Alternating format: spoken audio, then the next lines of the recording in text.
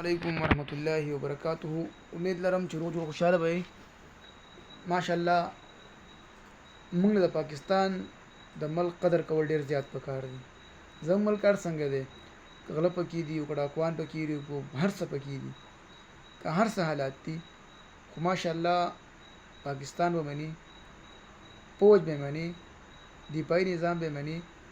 هغه وجه دا ده چې په دې تېرو ورځو کې انډیا او پاکستان کوم اټیک کړی و، نو پاکستانی فوج دونه مضبوط جواب ورکړو، دونه نتروړ جواب یې ورکړو چې اوس په انډیا انشاءالله 100 کاله کې هم پاکستان ته پورته نشي کتی.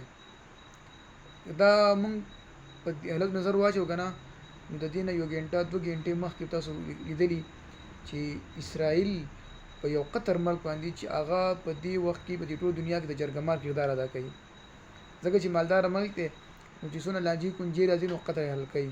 په قطر کې دغه لانجې کونجې حل کېږي. مثال د افغانستان واخلئ، داسې اوس د حماس چې کوم مذاکرات روان دي، چې مخکې مذاکرات شوي دي، نو دا ټول په قطر کې په دوحه کې شوي دي.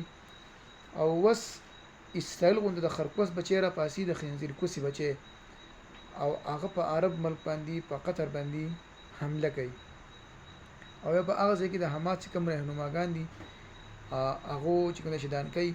خو اوس الجزیره ولوي چې هغو بالکل بچ شو دي، شهیدان نه دي او بال بچ شو دي. خو د قطر الفاظ څه دي؟ کله چې ایران اټیک وکړو نو وایي بس د دې موږ ټیک ټاک بدله او دې موږ ټیک ټاک دا کار کوو. اسرائیل چې حمله وکړه نو اوس وایي چې دا خو دې د بین الاقوامي قوانینو خلاف ورزي وکړه، د بین الاقوامي قوانینو خلاف ورزي ورکړه.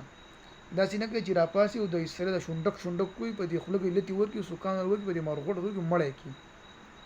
افسوس په مسلمان باندې چې دونه کمزوری شوی دی چې ستا سرحدات او ستا هغه اډوګوري نه نظر انداز کوي او راځي او ستا په ملک کې دننه، ستا په داخلاتو کې دننه ستا میلمانه ولي.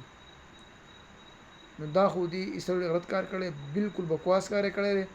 او زه یم چې د قطر حکومت له پکار دی چې راپاسي او د دې مضبوط او کلک جواب ورکړي. نه نه بدل وکړي، سبب ته هم کولی شي. ستا دفاعي سیستم څه شو، ستا دفاعي نظام څه شو، یا خو دې خبره ده، او یا خو ټیک ټاک دا خبره چې دا قطر د اسرائیل سره میلاو دی او هغه د مخکې نه ویلي بس موږ باندې حمله کوو، به بس تاسو مزاحمت کوئ، یا خو دا کېدای شي.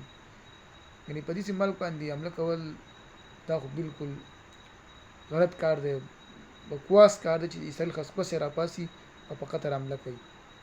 نو بای مونږ خو په دې ډېر سخت خفه شو چې اسرائیل نن سبا دومره مخکې روان دی چې هغې لبنان، فلسطین، شام، یمن دا ټول ملکونه یې وډبول، راباندې کړی پې دي، حتی تر دې چې اوس یې په قطر باندې هم دا حمله وکړه. نو دا په قطر کې په حماس په قیادت باندې حمله نه ده، چې د حماس چې کوم قیادت دی په هغې حمله وکړه، دا ډایرکټ په قطر په حکومت باندې حمله ده. دا یې وایي سګنل وکړو چې ګوره موږ تاسو مغربولی شو، او د قطر وایي چې نه دا خو دې به د بین الاقوامي قوانینو خلاف ورزي وکړه او دا یې وکړه هغه وکړه. دا خو موږ ته پته ده، دا ټول دنیا ته پته ده، او تا ته هم پته ده، او ما ته هم پته ده، او هر مسلمان پته ده چې په چا باندې حمله کوي نو دا د عالمي قوانینو خلاف ورزي ده.